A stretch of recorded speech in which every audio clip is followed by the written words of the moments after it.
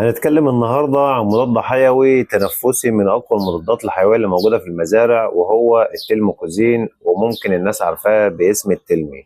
والتلموكوزين ينفع يشتغل في مية الشرب، وينفع يشتغل حقن كويس كده شغال وكده شغال. طيب أنا النهاردة هشرح لك باختصار إمتى بنستخدمه وإمتى ما ينفعش نستخدمه، والآثار الجانبية اللي ممكن تعود عليك من استخدامه والخطر.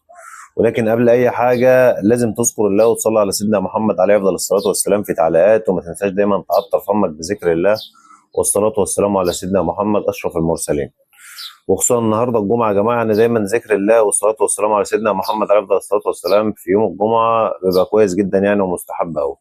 فدايما صلوا على سيدنا محمد واذكروا الله. طيب، هنخش في موضوعنا على طول وهنتكلم عن التلموكوزين. واول حاجه هنقول التلموكوزين شغال على ايه. طبعا كلنا عارفين انه شغال على يعتبر 90% من المشاكل التنفسية، وكمان يعتبر زي ما قلنا قبل كده هو قريب أو ابن عم التيلوزين والإريثروميسين، يعتبر من نفس العيلة، ولكن كل واحد فيهم بيشتغل على جزئية معينة. لكن أنا من الناس اللي بفضل التلموكوزين نشغله على الميكوبلازما لو جات لك في عمر كبير، مثلا من 17 18 يوم ورايح. انا بفضل التلموكوزين قوي قوي في الحالات دي، مع انه ممكن التيروزين يشتغل عادي، وممكن مثلا الناس تحط اريسترو عادي. يعني في الناس بتحط كذا حاجه تمشي ما فيش مشكله، ولكن انا من هواة ان انا استخدم التلموكوزين في الحالات دي بس. بحس كفاءته بتكون عاليه جدا وبدي نتائج ممتازه في الحالات بتاعت الميكوبلازما الشديده دي. طيب، امتى بقى ما بنستخدموش؟ طيب، زي اي مضاد حيوي ما بيستخدمش للحالات الفيروسيه. يعني مش لما يقابلك طشمه بتاعه فيروس مثلا، يعني الفيروسات التنفسيه زي الاي بي، زي النيوكاسل، زي الاتش 9 الاتش 5 الانفلونزا عموما، يعني بتعمل امراض تنفسيه، وتلاقي في طشمه، وتلاقي الفراخ مش قادره تاخد نفسها. فانت ما تجريش تحط تلموكوزين وتفكر ان دي دور برد او مايكوبلازما او حاجه. لازم تميز الاعراض التنفسيه اللي عندك ديت سببها ايه ولا وراها ايه، عشان تقدر تشتغل صح. طيب، يبقى احنا كده ملخص الكلمتين دول او معناهم اللي احنا ما نستخدمش التلموكوزين في الاعراض التنفسيه بالخطا يعني. طيب، نتكلم بقى على حته الفلورا المعويه. بينزل زي اي مضاد حيوي برضه، بيأثر على البكتيريا النافعه، فيفضل برضه تحط بعده باربيوتيك. طيب، تأثيره على الكليه بسيط جدا الحمد لله، يعني ما بيأثرش على الكليه قوي. وبالنسبه للكبد بقى ممكن بيكون تقيل شويه على الكبد، لان بيروح جزء كبير منه على الكبد. فلو زودت الجرعه برضه او مشيت بيه لفتره طويله ممكن يأثر على كبد الفراخ. طيب، بالنسبه للمشاكل المعويه، فانا عايز اقول لك برضه انه ما بيروحش ناحيه المشاكل المعويه، او يعتبر بنسبه بسيطه جدا. هو يعتبر اغلب تركيزه او مجرد ما بيمتص من الدم بيروح على طول على الرئتين والاكياس الهوائيه وعلى الجهاز التنفسي بتاع الفرخ على طول.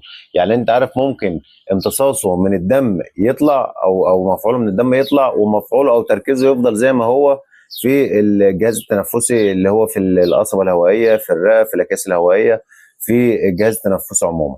يعني دي ميزته برضه من المميزات اللي بحبها فيه، ان هو يعني مضاد حيوي واسع المدى ومفعوله كويس ونتائجه ممتازه، وبيديك النتيجه اللي انت عايزها بالظبط. يعني من اقل جرعه بتسمع معاك، يعني من اول جرعه بتلاقي الفرخ استجاب لها وشرب وتحسن من اول جرعه، من اول ساعتين حتى.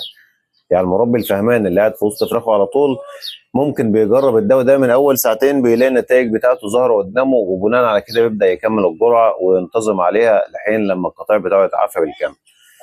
يعتبر كده احنا لخصنا اغلب المعلومات اللي تخص التلموكوزين. ولو عندك اي استفسار بخصوص التلموكوزين سيبوا لنا في تعليق، وباذن الله يتم على تعليقكم. وبرضه بالنسبه للجرعات يا جماعه، التلموكوزين بيبقى برضه تركيزات على حسب التركيز بتاعه والشركه المصنعه عليه، ولكن في الغالب بيكون ربع سنتي على كل لتر ميه. يعني في الغالب بيكون كده برضه، عشان لو حد جابه عن طريق الخطا او بدون استشاره الطبيب، او جاب كميه بسيطه، ما يغلطش ويحط مثلا سنتي على اللتر، لا هيكون تقيل جدا على الفرخ وممكن يعمل لك مشاكل سلبيه كتير. فناخد بالنا من التفاصيل الصغيره ديت. واتمنى ما اكونش نسيت اي حاجه تخص التلموكوزين. ولو عندك اي استفسار بخصوص اي مضاد حيوي او التلموكوزين، او في مجال تربيه الفراخ البيضاء عموما، سيبوا لنا في تعليق. ولو وصلت لحد نهايه الفيديو هنا، ما تنساش تذكر الله وتصلي على سيدنا محمد عليه افضل الصلاه والسلام. وما تنساش اللايك والشير والمتابعه علشان يوصلك محتوانا ده لو انت مهتم بمجال تربيه الفراخ البيضاء. واستنونا كل يوم في فيديو جديد ومعلومه